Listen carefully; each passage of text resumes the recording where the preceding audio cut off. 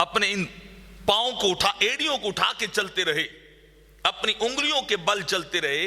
तो जब सरकार पथरीले इलाके में चलते रहे, गार के करीब गए, पहाड़ के, तो कैफियत ये थी कि सरकार की मुबारक उंगलियों से, मुबारक कदमों से खून निकलने लग गया, खून बहने लगा। अबू बकर ने देखा कि सरकार के कदमैन तय्यबैन से, कदमैन शरीफैन से सरकार के खून निकल रहा है। सरकार को तकलीफ हो रही है, पहाड़ भी करीब आया। तो बकर ने अर्ज की, हुजूर अगर इजाजत हो तो मैं आपको कंधों पे ना उठा लूं, आपको अपने ऊपर सवार ना कर लूं, आप चलने में दिक्कत महसूस कर रहे हैं, सख्ती का सामना कर रहे हैं। हुजूर, अबू बकर आपको चलने नहीं देगा, अबू बकर उठा के आपको गार तक लेके जाएगा, आपको वहां तक लेके जाएगा। और अबू बकर ने किया क्या, फिर सरकार को उठाया, अपने कंधों पे सवार किया, और सवार करके अबू बकर गार की तरफ पहाड़ के ऊपर दौड़ना शुरू हो गए हैं। हालांकि इंसानी कैफियत और तबीयत यह कि इंसान नीचे आते हुए दौड़ता है। अगर पहाड़ की चोटी और ऊंचाई की तरफ जाना हो तो इंसान से दौड़ा नहीं जाता। इंसान नॉर्मली चाल चल के, बड़ा जोर लगा के पहाड़ की चोटी पे चढ़ता है। और रिवायत के अंदर आता है कि अबू बकर तन्हा नहीं चल रहे थे, अबू बकर अकेले नहीं थे, अपना वजूद नहीं था, बल्कि कैफियत अबू बकर की यह थी कि कांधों पे ताजदार अंबिया है, आमना के लाल बैठे हैं, अल्लाह के हबीब बैठे हैं, मदीने के ताजदार बैठे हैं। तो कुजा कि अबू बकर धीरे धीरे चल के जाते, ऐसा ऐसा जाते, लेकिन कैफियत यह है कि अबू बकर चल के नहीं जा रहे, सरकार को उठा के अबू बकर दौड़ते पहाड़ पे चढ़ते जा रहे हैं, ऊपर चढ़ते जा रहे हैं, बड़ी तेजी के साथ दौड़ के अबू बकर सरकार को भी उठाया हुआ है, आमना के लाल को अपने कंधों पे बिठाया हुआ है।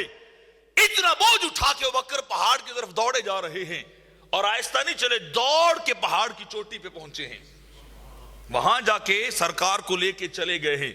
यहां मैं एक बात समझा के आगे चलता हूं।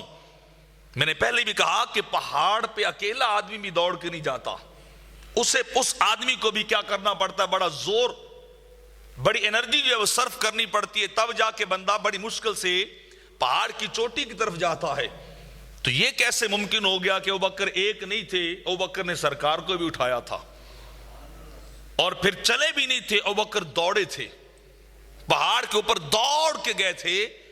यहां की एक रीत रिवायत लोग सुनाते हैं कि जब कोई खास मौसम आता है ना, तो ऊंट पे मस्ती आती है, और जब ऊंट मस्त जाए और मस्ती में आ जाए तो मालिक कहते हमारा तजर्बा है, ऊंट कई गुना ज्यादा बोझ उठा के निकल जाता है, ज्यादा बोझ और वजन भार उठा के निकल जाता है।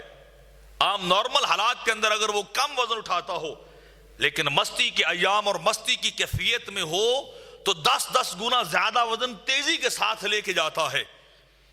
तो यहां बिला तशबीह और तमसील सिर्फ बात को समझाने के लिए अर्ज कर रहा हूं कि अगर जानवर पे मस्ती आ जाए, उसकी कैफियत बदल जाए, उसकी ताकतवर बदले जाए, तो वो ज्यादा उठा सकता है, वजन ज्यादा उठा सकता है। तो जब अबू बकर में इश्क की मस्ती आई होगी, अबू बकर सरकार के इश्क में गुम हुए होंगे, तो अबू बकर ने बोझ को नहीं देखा है, अबू बकर तो इश्क में मस्त होकर चलते जा रहे थे। इस अबू बकर को पता ही नहीं था कि बोझ ज्यादा है या कम है, वजन ज्यादा है या कम है।